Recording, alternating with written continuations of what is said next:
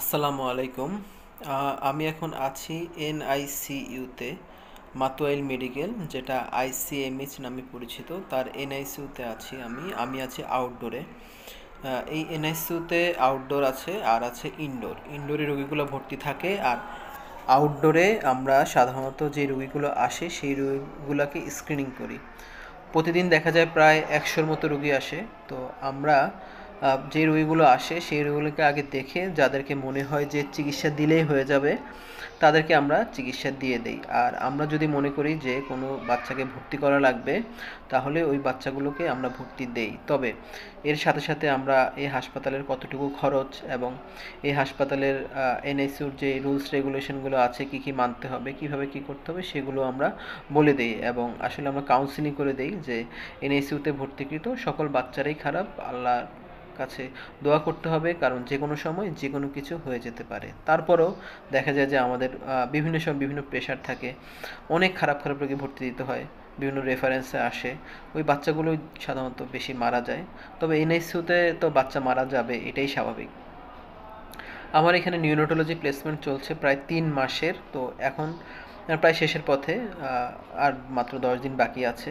তো প্রথম যখন এখানে এসেছি তখন আসলে কুল কিনারা পাচ্ছিলাম না, অনেক কিছুই বুঝতে পারছিলাম না, কিন্তু আস্তে আস্তে যতই সময় যাচ্ছে এবং যেহেতু শেষের দিকে চলে এসেছে, এখন মোটামুটি ভালোই লাগছে এবং খুব পছন্দ করে ফেলেছি এনআইসিউকে।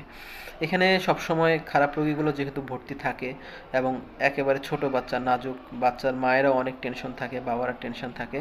তো আমাদের চেষ্টা থাকে আসলে বাচ্চাদেরকে সর্বোচ্চ সেবা দেওয়ার। এজন্য আমরা এখানে যারা প্লেসমেন্ট থাকি তারা সর্বোচ্চ সেবা দেওয়ার চেষ্টা করি। এজন্য আমাদের ডিউটির পরিমাণও অনেক বেশি থাকে। ইনডোরে ডাক্তারদের যতটুকু ডিউটি থাকে এখানে দেখা যায় যে আমাদের এর চেয়ে আরও বেশি ডিউটি করা লাগে, এবং আমাদের পুরো ডিউটি টাইম একেবারে সারাক্ষণ কাজের মধ্যেই থাকা লাগে, আসলে অবসরের তেমন সুযোগ নেই। আর যেহেতু খারাপ বাচ্চা থাকে, যে কোনো সময় বাচ্চা খারাপ হয়, দ্রুত যেতে হয়, 2-3 জন ডাক্তার যে আমরা আম্বু করি বা ভেন্টিলেশন দেই। মোট কথা খারাপ বাচ্চাগুলো নিয়েই আমাদের করতে হয়। আর টাইম টু টাইম তো কাউন্সেলিং আছেই। বিভিন্ন বাচ্চার মায়েরা বাবারা এসে বা আত্মীয় স্বজন এসে জিজ্ঞেস করে যে স্যার আমার বাচ্চা কেমন আছে। তো তাদেরকে টাইম টু টাইম আমাদেরকে বাচ্চাদের সম্পর্কে বলতে হয়। আর যে বাচ্চাগুলো বেশি খারাপ থাকে তাদের বাবা মা বা আত্মীয় স্বজনকে আমরা একটু নির্দিষ্ট সময় পর পরে গাউন পরে তারা তাদের বাচ্চাকে দেখতে পারে। মোট কথা এই এনআইসিইউতে প্রায় 25টি বেড আছে, ম্যাক্সিমাম সময় বেডগুলো ভরা থাকে। তো আমাদের এখানে যেমন খারাপ রোগী থাকে, ভালো রোগীও থাকে। ভালো রোগী বলতে আমাদের ইনবর্নে যে রোগীগুলো আছে ভর্তি হয় এখানে, আমাদের এই হাসপাতালে যে সিজারগুলো হয় তাদের বাচ্চারা যদি খারাপ থাকে তাদেরকে আমরা প্রায়োরিটি দিই।